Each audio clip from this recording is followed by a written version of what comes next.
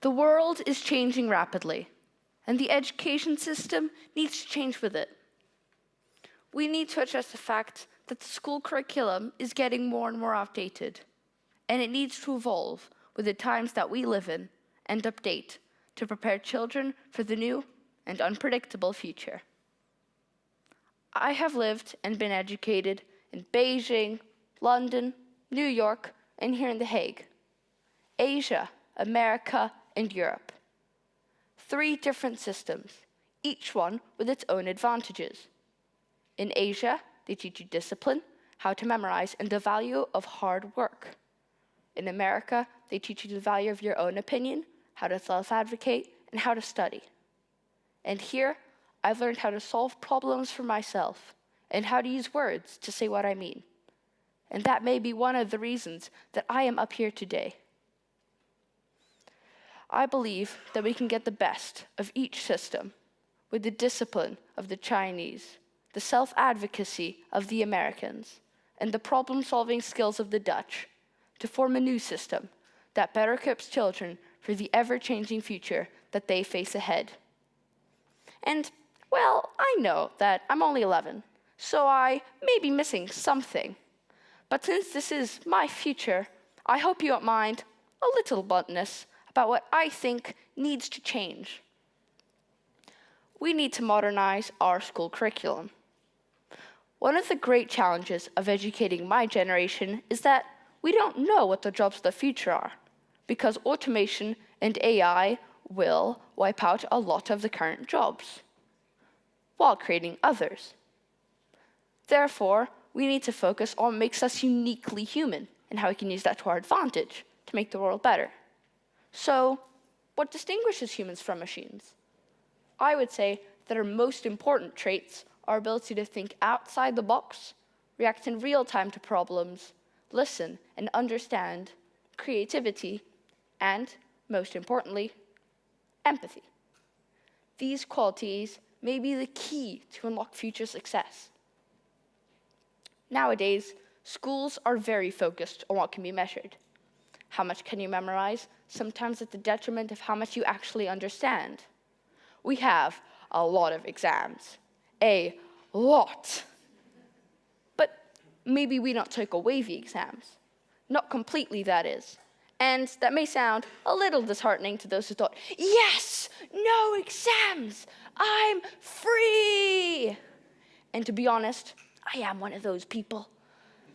But we do need to still be able to measure and compare.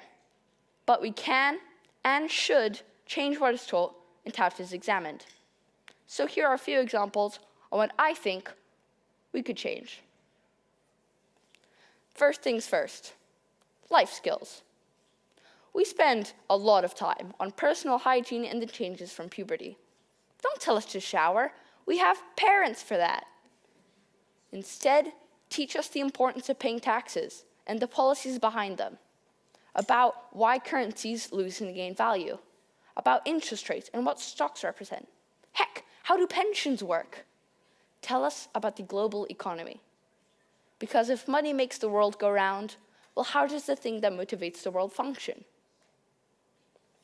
Next, technology.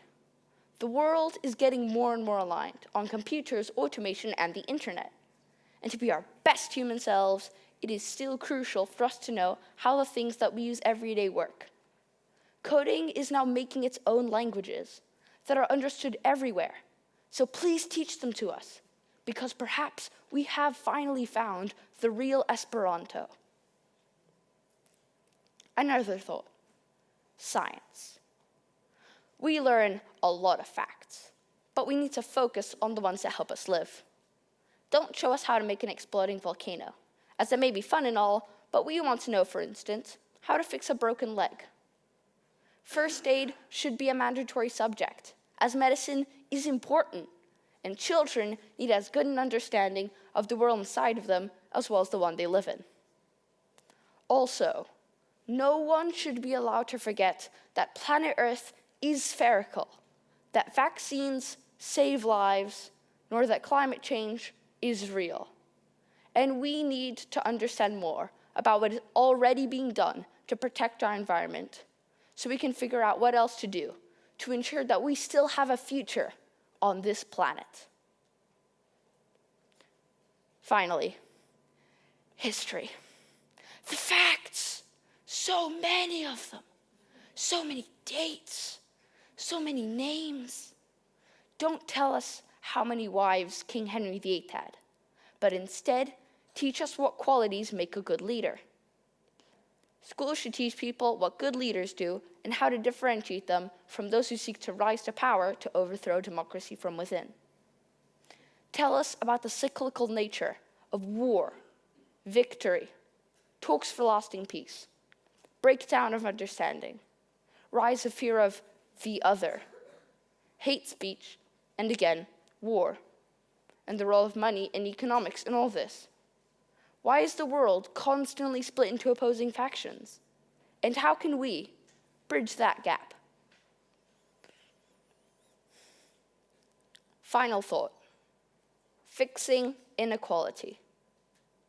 I am not talking about private versus public schooling, but something much more fundamental, the syllabus that is taught in all of our schools. I am able to ask these questions because my parents talk to me at home and help me understand these things.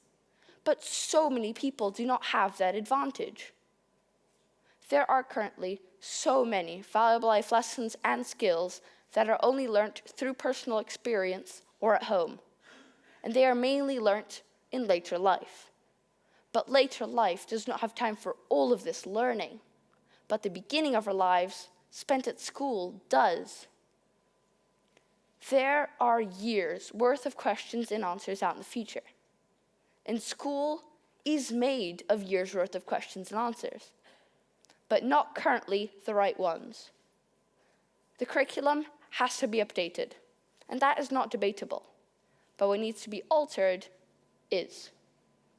I'm sorry, but we don't want the same education as you guys, because what you learned at school kind of got us into this mess in the first place. Also, we don't want to be tax-avoiding millionaires or CEOs that use fossil fuel subsidies to boost their profits. And especially not owners of companies or factories that neglect and drive their employees further into poverty. School was made to educate, and we need to make sure that it is the best it can ever be. Because if we can do better, well, we have to. We owe it to ourselves. Thank you.